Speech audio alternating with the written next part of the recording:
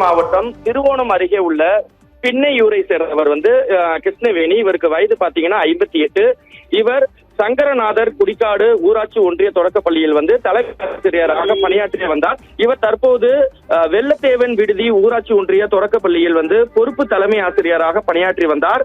ஒரத்தநாடு பகுதியில் கடந்த சில நாட்களுக்கு முன்பு தமிழக வெற்றி கழகம் சார்பில் மகளிர் தின விழா கொண்டாடப்பட்டது. இதில் கலந்து கொண்ட தலைமை ஆசிரியர் கிருஷ்ணவேணி விழா மேடையில் சினிமா பாடலுக்கு நடனமாடியுள்ளார். இவர் நடனமாடிய வீடியோ தற்போது சமூக வலைதளங்களில் வைரலாகி வருகிறது.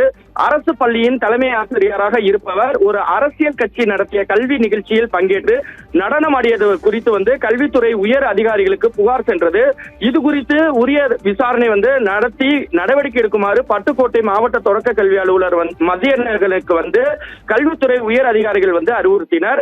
இதன் பேரில் மாவட்ட தொடக்க கல்வி அலுவலர் மதியழகன் இது குறித்து விசாரணை நடத்தியதில் தமிழக வெற்றி கழகம் நடத்த மகளிர் தின விழாவில் தலைமை ஆசிரியர் கிருஷ்ணவேணியை கலந்து கொண்டு மேடையில் நடனமாடியது உண்மை என்பது தெரிய வந்தது.